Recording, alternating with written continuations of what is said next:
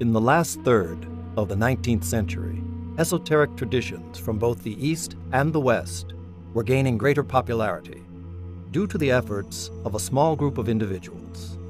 Calling themselves Theosophists, they claimed no personal credit for the teachings they shared, but insisted instead that they came from a group of highly evolved souls attempting to help those in search of the spiritual.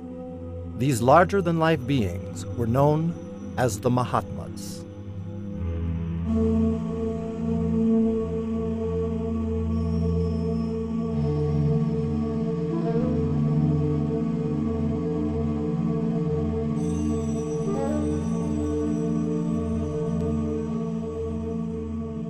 Mahatmas, great souls, wise people. Certainly there's a long tradition in India and in fact in China and other Eastern countries of wise individuals who were great teachers. There must surely be individuals in our humanity who have achieved a great deal more than the majority of people in the human race. If we look around and at just people we know, people we come in contact with, we will notice that there is a vast range of development in people. It doesn't have anything to do with their human worth, but it has to do with their ability. Some people are artistic geniuses, others are intellectual giants. Some can't think much at all, others can't paint, so there's various degrees of development. But if one accepts the possibility, even the likelihood, that consciousness survives bodily death and that there is a process of reincarnation, then it would become a logical necessity that there would be individuals such as the adepts, individuals who'd gone further, who had learned more, who had developed more, and to whom we might look up as elder brothers. It was a fiery Russian woman and student of the ancient wisdom tradition, Helena Petrovna Blavatsky, who introduced the Mahatmas to the Western world. From early childhood, H.P. Blavatsky reports that she had psychic visions of a tall Indian man, and she felt that he was her protector. She doesn't say too much about it except that, I think. But in 1851, she was in London, and in that year they had what they called the Great Exhibition. It was a sort of World's Fair, and it was a really big event. And she was present, and there were, of course, delegates from the various colonies in the British Empire, and among those delegations there was a delegation from Nepal. And as the delegation from Nepal was going by in Hyde Park, she saw in the flesh the very man she had seen in psychic visions as a child. You can imagine how she must have felt. And she rushed out to him, and he stopped her. So she stepped back. But the fact is, the next day she did meet Moria, most likely in Hyde Park. And they had a conversation about what she might do to help him and others to spread some of their ideas and their knowledge into the West. For example, while she was told to form such an organization as the Theosophical Society, and she had attempted an early organization in Egypt, she was never told the specifics. She herself has said she was given the broad general outlines of a society that would be devoted to the ideal of human brotherhood, that would bring into the world the teachings that would aid humanity in its onward progress. While Madame Blavatsky stood as the key force behind the Mahatmas and the Theosophical Society, much of the information given to us directly by the Mahatmas is purported to have come in letters that mysteriously appeared to other individuals. The first known letter was written in November of 1870 and is currently in the archives of the Theosophical Society's international headquarters at Adyar, Chennai, India. Written in French, it was sent to Blavatsky's aunt, Madame Fadif, who lived in the Russian city of Odessa. Blavatsky had been traveling to remote areas of the world for many years, and at the time of the letter's writing was in India, or perhaps even the outer regions of Tibet, pursuing her occult studies. Her family had no idea of her whereabouts. Madame Fadif wrote, "We were ready to believe her, that is HPB, dead, when I received a letter from him whom I believe you call Kutumi, which was brought to me in my house by a messenger of Asiatic appearance, who then disappeared before my very eyes." Now, the letter itself states, "The noble relations of Madame H. Blavatsky have no cause whatsoever for grief." I'm reading, obviously, the English translation. You can read the French. "Their daughter and niece has not left this world at all. She is living and desires to make known to those whom she loves that she is well and quite happy in the distant and unknown retreat which she has selected for herself." After she met Colonel Olcott, and the story is, of course, part of the history of the Theosophical Society, and they were in New York, and at the time of the founding of the society, he received letters from another branch known as the Brotherhood of Luxor. Also known as the Egyptian Brotherhood, the distinctive feature of their letters was that they were written on a kind of black paper, and like most all of the Mahatma letters, contained various occult symbols which identified the particular group.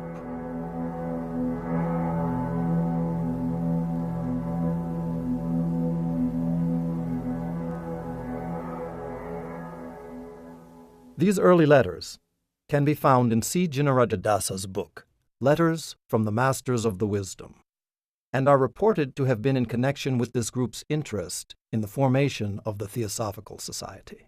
The chief of the Egyptian Brotherhood is said to be the adept who called himself Serapis Bey, and associated with him were others, among whom was Tuitit Bey, referred to several times by HPB. And this is the first page of the letter from this section, which begins, "Brother Neophyte, we greet thee. He who seeks us finds us. Try." And that word "try" appeared again and again and again in these early letters to Colonel Olcott. The letters, however, most commonly referred to when talking about the Mahatma Letters are those reported to have come from two individuals claiming membership in a fraternity of adepts known as the Tibetan Brotherhood, commonly referred to by the initials M and KH. Their names were Maurya and Kutumi. The bulk of their letters are currently housed in London's British Library. Initially, however, the letters ended up in the hands of London's British Museum. When those letters were offered to the British Museum, they said they would accept them only on certain conditions. First, they had an interest in them because the Theosophical Society in India made a very big impression, and also around the world at the time. And of course, the British were then in India was then a colony of the United Kingdom. And they said they would accept them, first because they were of historical interest. Second, they wanted to find out whether or not H.P. Blavatsky had written those letters, because she had been charged with forging the letters. And they said, we must see those letters, and we must have samples of H.P. Blavatsky's handwriting and have our own handwriting experts check them and determine whether or not Blavatsky wrote them, and if she did, we don't want them. They did so, and they were quite certain that Blavatsky could not have written those letters. They didn't say adepts wrote them, but they said she didn't, so they took them. The third reason they took them was that they could not explain this phenomenon of the ink embedded in the paper. To this day, no one can explain how that was done. Additional information on these mysterious letters can be found in Geoffrey Barborca's book, The Mahatmas and Their Letters, Barborca's extensive research on the letters includes detailed information of the purported paranormal events associated with their manufacture. For example, it was reported that the Mahatmas often enlisted the help of a key student, or chela, in the precipitation of their letters by a method that Madame Blavatsky described as psychological telegraphy. According to Blavatsky, a kind of electromagnetic connection is said to exist at the psychological level between the Mahatma and the chela. When the Mahatma wants a letter to be written, he signals the chela selected and directs his thoughts mentally in the form of words. With hands resting on a specially treated piece of paper, the chela acts as a kind of conscious channel through which the message can be transferred to the paper. This is not an unusual sort of thing. Here are some notes. Would you write?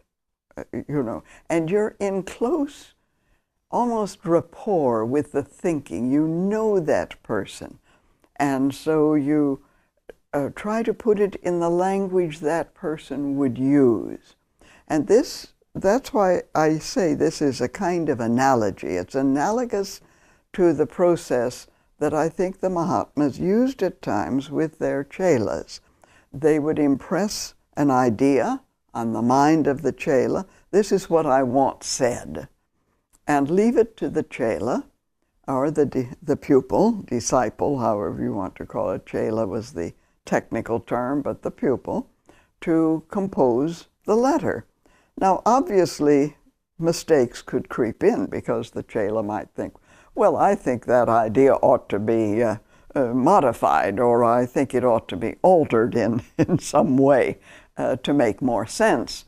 And so mistakes could easily creep in. But that's what is meant by a psychological telegraphy, that it's the transmittal of mind to mind. And people who live very closely together, for example, husband and wife, very often pick up the idea in the mind of the other without having to have it said. Good friends do this. So it's not an unusual kind of occurrence.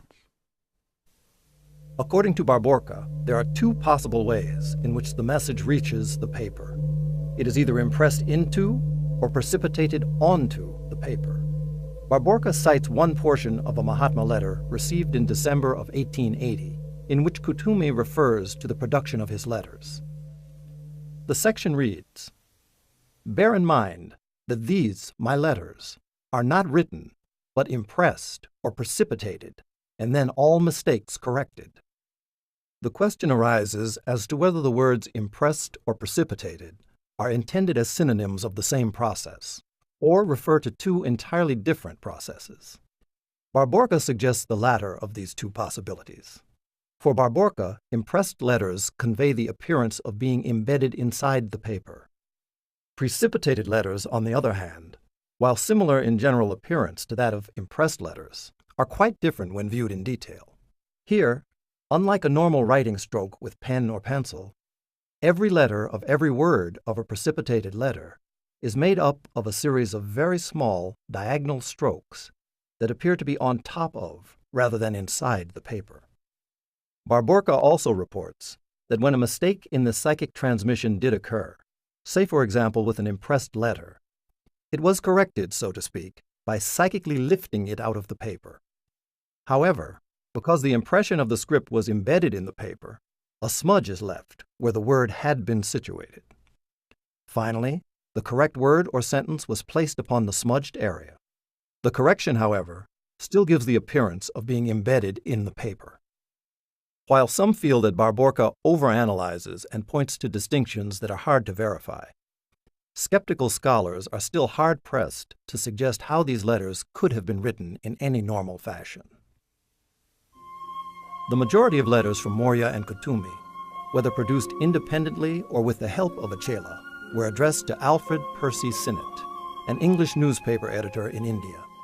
HPB and the colonel, of course, left the United States, went to India, arriving there in 1879, and Mr. Sinnett was interested in spiritualistic phenomena. As the editor of one of the most influential newspapers in India, he was aware of the arrival in Bombay of these two very interesting people, the Russian and American, Blavatsky and Alcott, and wrote to them that he would be interested in meeting them, and of course invites them to come to visit him in Allahabad and then in Simla, where the British had their summer residence. So here was a man who commanded respect in what was known as the Anglo-Indian community, and who could write. And he, on many occasions, was even instructed in the letters to write up these episodes or write about it and publish it, and to indicate that there is this wisdom tradition. There is more to be known than the science of that day or the general belief of that day. And because he was willing to ask questions, the Mahatma found him a useful conduit, if I can put it that way, a recipient of the letters, and a conduit for as much of the wisdom tradition as could be communicated at that particular time. While the greatest amount of correspondence came from Kutumi, Mr. Sinnett received a smaller number of letters from Maurya. Considered to have been the adept most closely related to Madame Blavatsky, Maurya's handwriting was much different in style from that of his associate K.H. And unlike the characteristic blue color of K.H.'s handwriting, Maurya's letters appeared to be written in red ink. There aren't many letters from the Master Maurya. He nearly always wrote in red ink or red pencil. However, analysis does indicate, if you want to see the letters, that the letters or signatures were in about 15 different colors.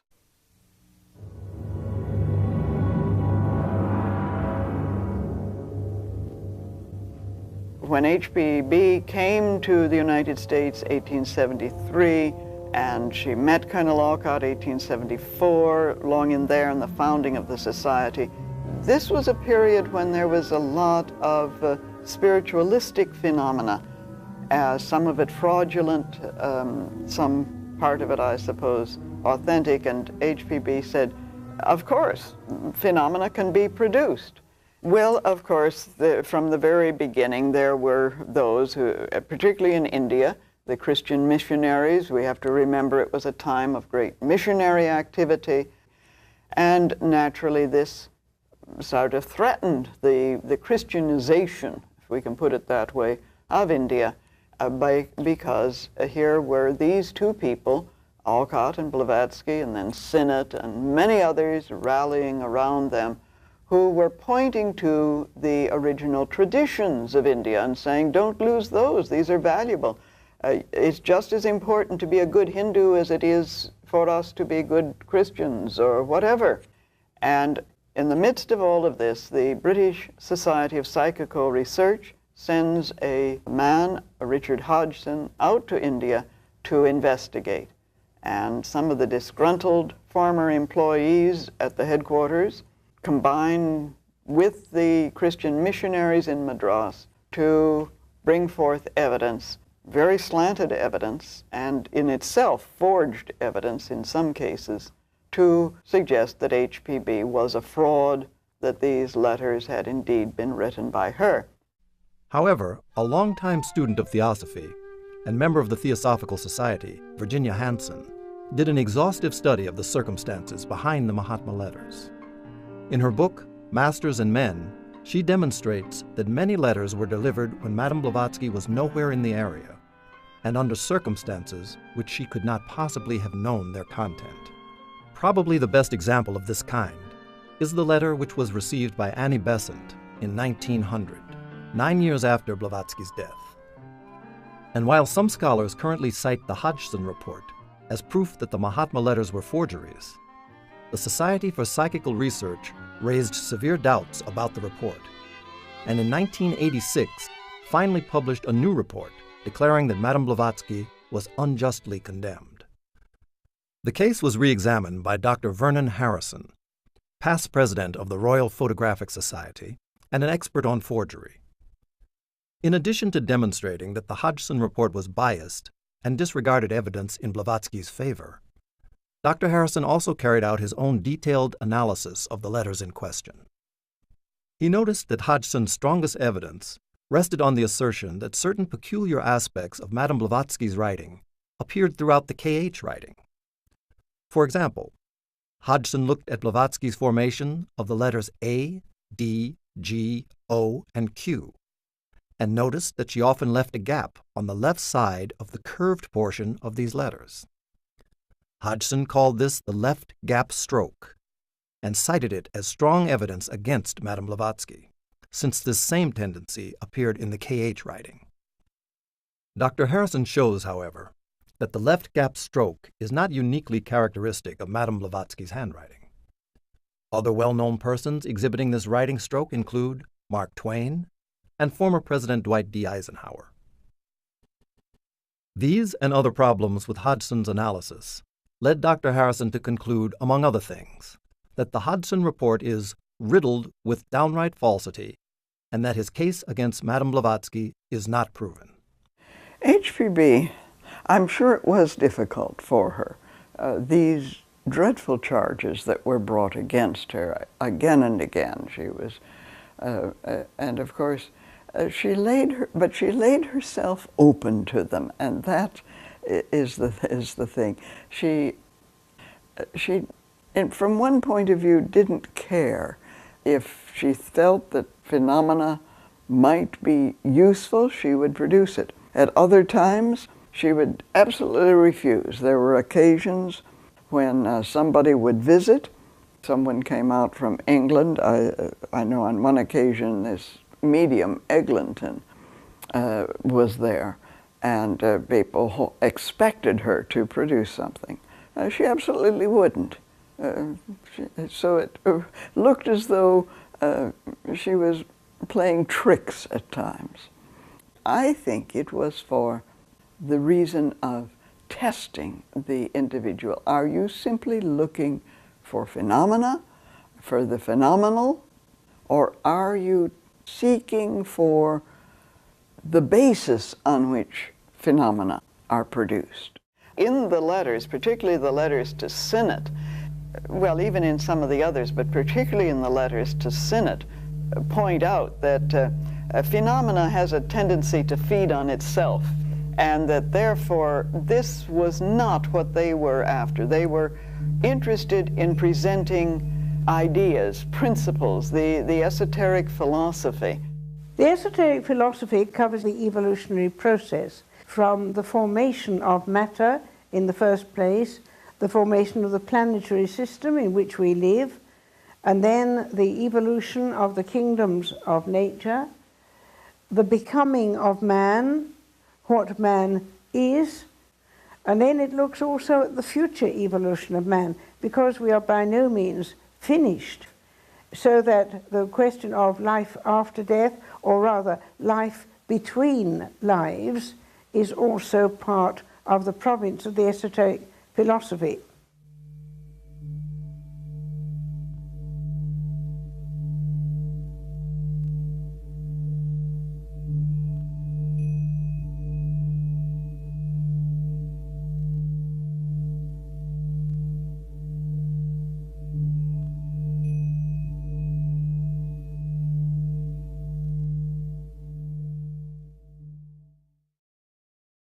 The Mahatma Letters report extensively on the question of life after death. We have first to consider what it means to be born, the taking on, as it were, of garments, vestures.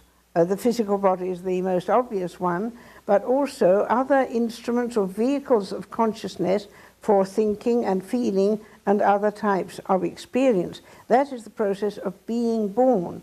And so when it comes to dying, there is a gradual shedding of these vestures which have temporarily been used. So there is a withdrawal of consciousness from each one in turn. A study of the information given in the Mahatma Letters does confirm the traditional view that death is by no means the end. It is a change in the focus of consciousness. The death of the physical body is not death in the sense that the individual ceases to exist. He passes on to other worlds. He reaps the fruits of his actions here, and there is a period of long rest in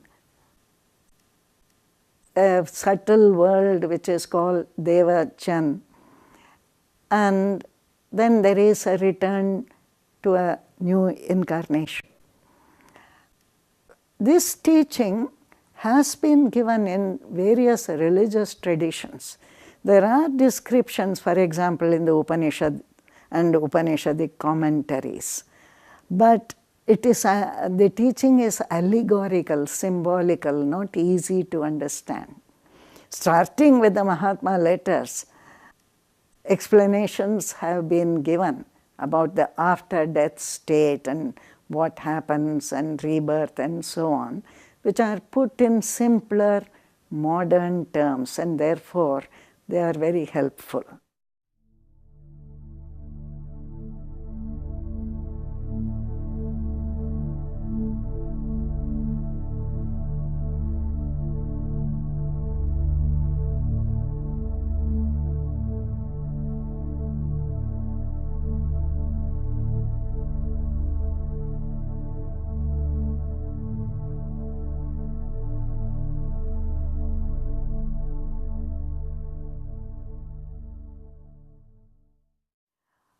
They discourage belief.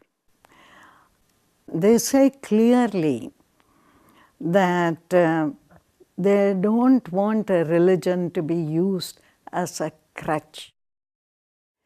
The Mahatmas, the authors of those letters, regarded themselves as followers of the Lord Buddha, and the Lord Buddha said nothing is to be accepted just because it is in a book that people think of as holy or because an authority has uttered it. In so many religions, evil customs have grown and people automatically accept them. For example, the caste system in India, or the idea of the Christian missionary that he must save people at all costs through the Inquisition or whatever it is. All kinds of ideas come into existence in the religions. And the person who believes accepts everything.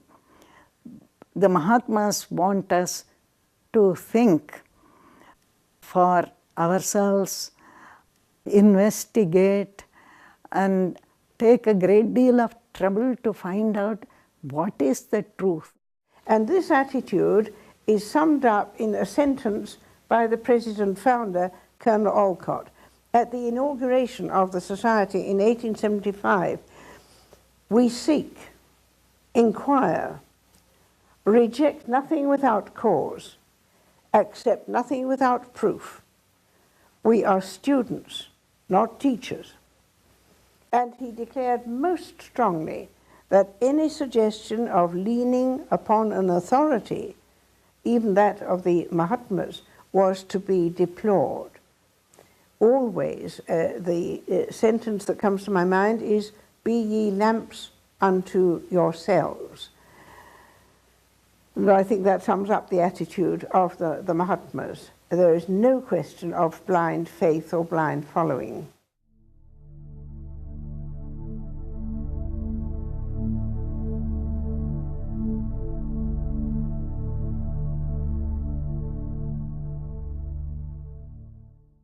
Akasha is what I call the fabric of the universe. Now, its chief characteristic is sound. Everything is sound, resonates, vibration. Everything is interconnected. Now, this is the very basis of the Theosophical worldview, that there is one ultimate reality. and then all of its permutations, all of it, the way in which it develops through universes, through every aspect of nature, vibrating through everything, rock, plant, tree, animal, ourselves, human beings, is this throbbing of the one life. All the parts are integrally part of that one reality. If that is understood, it becomes easier for us to understand brotherhood in daily life.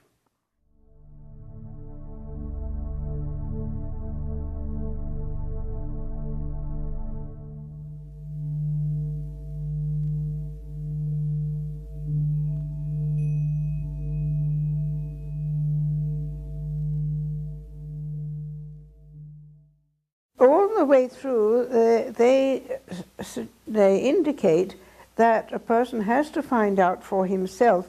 The methods used are not fundamentally different from those of the sciences that we are accustomed to, that is, investigation, experimenting, proving, attempting to prove, to corroborate the teaching that one has heard by living according to the findings that are offered to us. And we can do that in quite simple ways, as for instance with the exercise of control over thought.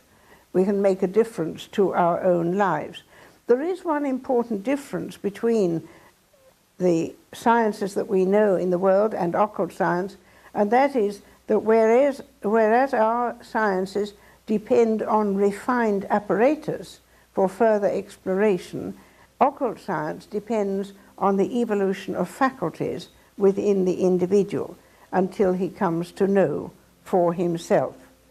Science, I think, will more and more become the ally of the ancient wisdom, because essentially science, philosophy, and religion must be concerned with the discovery of truth.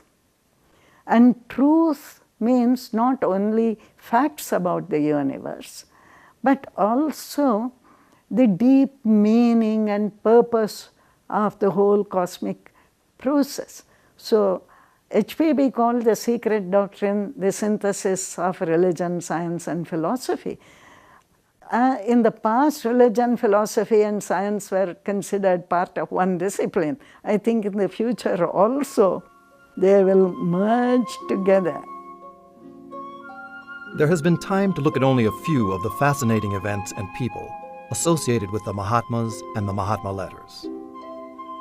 While the authors of the Mahatma Letters presented a wide range of subjects on the esoteric philosophy, it is important, perhaps, to consider what aspect of their teachings they deemed of greatest value to the serious student. I think particularly of their emphasis on universal brotherhood. At least half a dozen times, if not more, they have directly referred to the fact that they wanted a universal brotherhood of humanity. The kind of universal brotherhood which brings about a basic change in the people who live that brotherhood. And the whole society was meant to show that all of humanity could come to that condition, inner condition of consciousness. Because universal brotherhood is not just a mental recognition that all people must have their rights. It's much more than that. It is an awakening to the unity of life of which they spoke. Their chief concern is the welfare of humanity. And I feel that somehow the letters have brought me into a rapport with their aims, their understanding, their greater vision.